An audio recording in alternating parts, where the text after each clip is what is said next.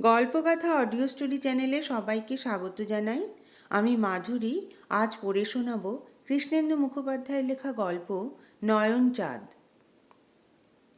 গভীর রাতে একটা শব্দ শুনে নয়নচাঁদবাবুর ঘুম ভেঙে গেল। এমনিতেই নয়নচাঁদের ঘুম খুব পাতলা। টাকা থাকলেই যত দুশ্চিন্তা, আর দুশ্চিন্তা থাকলেই অনিদ্রা। অনিদ্রা থেকেই আবার অগ্নিমন্দ হয়, অগ্নিমন্দ থেকে ঘটে উদরাময়।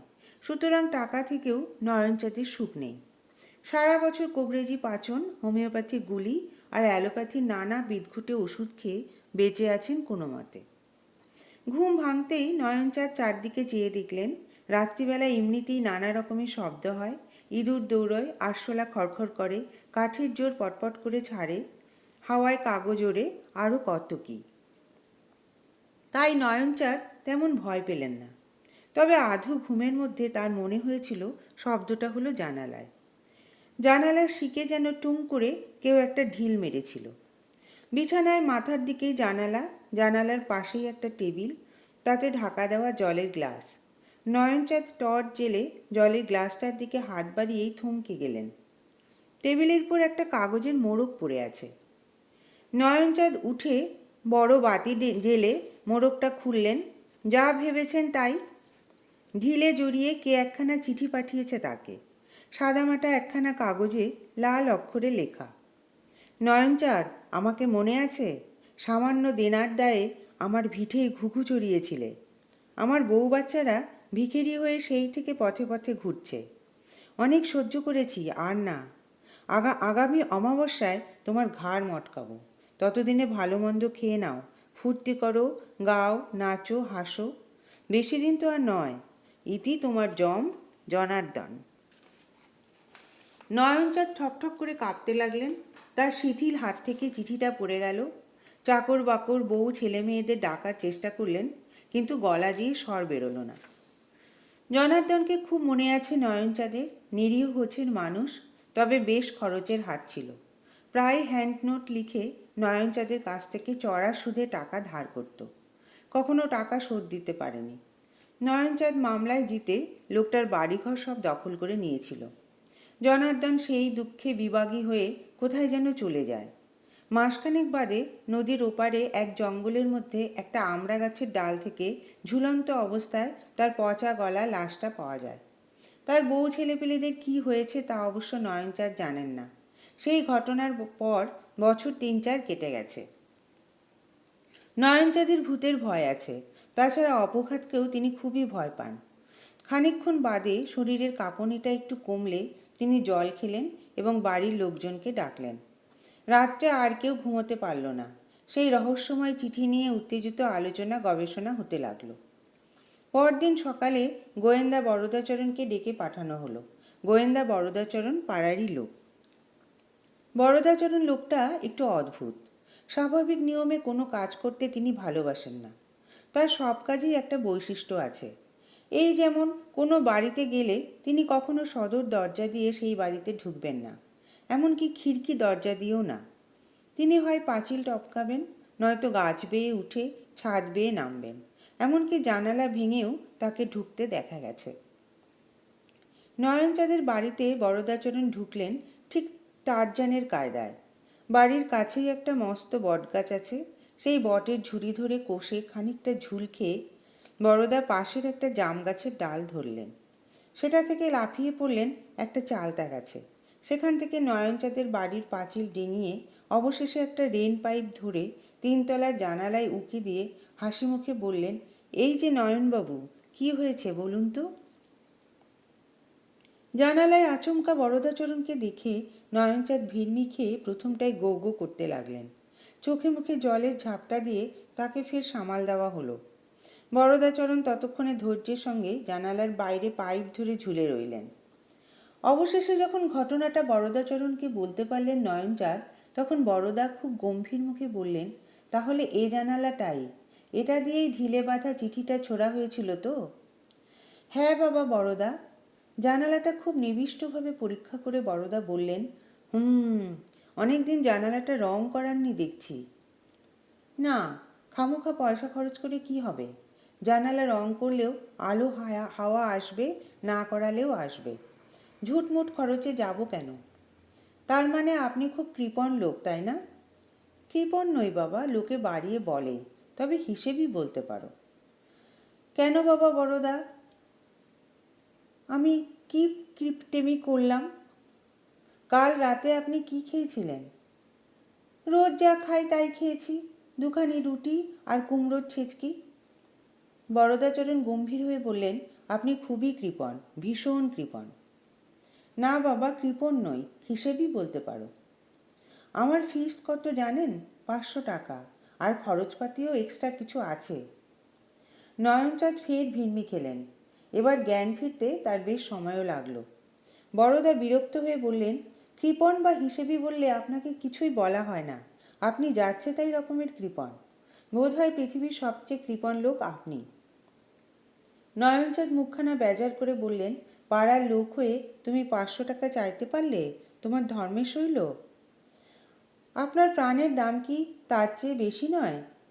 কিছু কম হবে বাবা, হিসেব করে দেখেছি আমার প্রাণের দাম 250 টাকার বেশি নয়। তবে আমি চললুম। ভিজিট বাবদ 20টা টাকা আমার বাড়িতে পাঠিয়ে দেবেন। নয়নচাঁদ আটকে উঠলেন, যেও না বাবা বড়দা, ওই 500 টাকাই দেবক্ষণ। বরদাচরণ এবার পায়ে বেয়ে নেমে সিঁড়ি বেয়ে ঘরে এসে উঠলেন। হাত বাড়িয়ে বললেন, চিঠিটা দেখি। চিঠিটা নিয়ে খুঁটিয়ে সবটা পড়লেন। কালিটা পরীক্ষা করলেন, কাগজটা পরীক্ষা করলেন, আতশ কাচ দিয়ে অক্ষরগুলো দেখলেন ভালো করে। তারপর নয়নচাঁদের দিকে চেয়ে বললেন, এটা কি জনার্দনেরই হাতের লেখা? ঠিক বুঝতে পারছি না। জনার্দন কয়েকটা হ্যান্ড নোট আমাকে লিখে দিয়েছিল, সেই লেখার সঙ্গে অনেকটা মিল আছে। বড়দা বললেন, মনে হচ্ছে গামছাটা তেমন টেকসই ছিল না। তার মানে কি? এখানে গামছার কথা উঠছে কেন? গামছাই আসল। জনার্দন গলায় গামছা বেঁধে ফাঁসে লটকে ছিল তো, মনে হচ্ছে গামছা ছিঁড়ে সে পড়ে যায় এবং বেঁচে যায়। এই চিঠি যদি তারই লেখা হয়ে থাকে তো বিপদের কথা কিন্তু। আপনি বরং কটা দিন একটু ভালো খাওয়া দাওয়া করুন, আমোদ আহ্লাদ করে দিন নিন প্রাণ ভরে। তার অর্থ কি বাবা? কি বলছো এসব? আমি জীবনে কখনো ফুর্তি করিনি, তা জানো? জানি বলেই বলছি। টাকার পাহাড়ের উপর শকুনের মতো বসে থাকা কি ভালো? অমাবস্যার তো আর দেরি নেই। নয়নচাঁদ বাক্যহারা হয়ে চেয়ে রইলেন। তারপর বললেন, জনার্দন যে মরেছে তার সাক্ষী সাবুত আছে। লাশটা তো শনাক্ত করেছিল তার আত্মীয়রাই। তবে তো আরও বিপদের কথা। এ যদি ভূতের চিঠি হয়ে থাকে তবে আমাদের তো কিছুই করার নেই। নয়নচাঁদ এবার ভ্যাক করে কেঁদে ফেললেন। বললেন, প্রাণটা বাঁচাও বাবা বড়দা, যা বলবে তাই করব। বড়দা এবার একটু ভাবলেন, তারপর মাথাটা নেড়ে বললেন, ঠিক আছে, দেখছি। এই বলে বরদাচরণ বেরিয়ে গেলেন। ফিরে এলেন 3 দিন পর। মাথার চুল উস্কো খুস্কো, গায়ে ধুলো, চোখ লাল। বললেন, পেয়েছি। নয়নচাঁদ আশান্বিত হয়ে বললেন, পেরেছ বেটাকে ধরতে? যাক, বাঁচা গেল। বড়দা মাথা নেড়ে বললেন, তাকে ধরা অত সহজ নয়, তবে জনার্দনের বউ ছেলে মেয়ের খোঁজ পেয়েছি। এই শহরেই একটা নোংরা বস্তিতে থাকে। ভিক্ষে শিক্ষে করে পরের বাড়িতে ঝি চাকর খেটে কোনো রকমে বেঁচে আছে। ও, কিন্তু সে খবরে আমাদের কাজ কি? বড়দা কটমট করে চেয়ে বললেন, চিঠিটা যদি ভালো করে পড়ে থাকেন তবে নিশ্চয়ই লক্ষ্য করেছেন ভূতটার কেন আপনার উপর রাগ। তার বউ ছেলে মেয়ে ভিখিরি হয়ে যাওয়াটা সে সহ্য করতে পারছে না। তা বটে, যদি বাঁচতে চান তো আগে তাদের ব্যবস্থা করুন। কী ব্যবস্থা বাবা বড়দা? তাদের বাড়িঘর ফিরিয়ে দিন, আর যা সব ক্রোক করেছিলেন তাও। ওরে বাবা, তার চেয়ে তো মরা ভালো। আপনি সত্যি চ্যাম্পিয়ন। কিসে বাবা বড়দা? কিপটেমিতে। আচ্ছা আসি, আমার আর কিছু করার নেই, বুঝলেন? দাঁড়াও দাঁড়াও, অত চটো কেন? জনার্দনের পরিবারকে সব ফিরিয়ে দিলে তো সব ঠিক হয়ে যাবে। মনে হয় হবে, কারণ আমি তো আছি। একটা দীর্ঘশ্বাস ছেড়ে নয়নচাঁদ বললেন, তাহলে তাই হবে বাবা। অমাবস্যার আর দেরি নেই, মাঝখানে মোটে 7টা দিন। নয়নচাঁদ জনার্দনের ঘর বাড়ি, জমি জমা, ঘটি বাটি এবং সোনাদানা সবই তার পরিবারের কাছে ফিরিয়ে দিলেন। জনার্দনের বউ আনন্দে কেঁদে ফেলল। ছেলে মেয়েগুলো বিহুবল হয়ে গেল। বড়দা নয়নচাঁদকে বললেন, আজ রাতে রুটির বদলে ভালো করে পরোটা খাবেন, সঙ্গে ছানার ডালনা আর পায়েস। বলো কি? যা বলছি তাই করবেন। আপনার প্রেশার খুব লো, শক টক খেলে মরে যাবেন। তাই হবে বাবা বড়দা, যা বলবে করব, শুধু প্রাণটা দেখো। নয়নচাঁদ পরোটা খেয়ে বললেন, বেশ ভালো লাগছে তো, কোনোদিন এর আগে খাননি।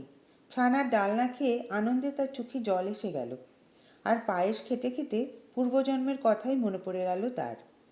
না, পৃথিবী জায়গাটা বেশ ভালোই। সকালবেলাতেই বড়দা জানলা দিয়ে উঁকি মারলেন। এই যে নয়নচাঁদ বাবু, কেমন লাগছে? গায়ে বেশ বল পাচ্ছি বাবা, পেটটাও ভুটভাট করছে না তেমন। আপনার কাছারি ঘরে বসে বসে কাগজপত্র সব দেখলাম। আরও 10টা পরিবার আপনার জন্য পথে বসেছে। তাদের সব সম্পত্তি ফিরিয়ে না দিলে কেসটা হাতে রাখতে পারবো না। বলো কি বাবা বড়দা, এরপর যে আমি পথে বসবো? প্রাণটা তো আগে। কি আর করেন, নয়নচাঁদ বাকি 10টা পরিবারের যা কিছু দেনার দায়ে দখল করেছিলেন তা সবই ফিরিয়ে দিলেন। মনটা একটু দমে গেল বটে, কিন্তু ঘুমটা হলো রাত্রে। অমাবস্যা এসে পড়ল প্রায়। আজ রাত কাটলেই কাল অমাবস্যা লাগবে। সন্ধেবেলা বড়দা এসে বললেন, কেমন লাগছে নয়নচাঁদবাবু? ভয় পাচ্ছেন না তো?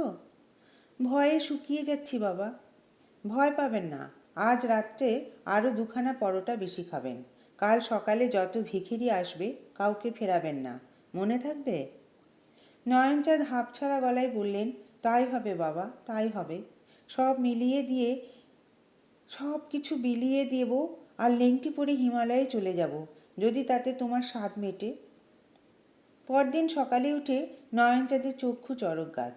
ভিক্ষে দেওয়া হয় না বলে এ বাড়িতে কখনো ভিখেরি আসে না, কিন্তু সকালে নয়নচাঁদ দেখেন বাড়ির সামনে শয়ে শয়ে ভিখেরি জুটেছে। দেখে নয়নচাঁদ মূর্ছা গেলেন। মূর্ছা ভাঙার পর বেজার মুখ করে উঠলেন। সিন্দুক খুলে টাকা বের করে চাকরকে দিয়ে আনালেন। ভিখেরিরা যখন বিদায় নিল তখন নয়নচাঁদের 1000খানেক টাকা খসে গেছে। নয়নচাঁদ মাথায় হাত দিয়ে বসে রইলেন অনেকক্ষণ। 1000 টাকা যে অনেক টাকা। দুপুরে এরকম উপোস করেই কাটালেন নয়নচাঁদ। টাকার শোক তো কম নয়। নিজের ঘরে শুয়ে থেকে একটু তন্দ্রাও এসে গিয়েছিল।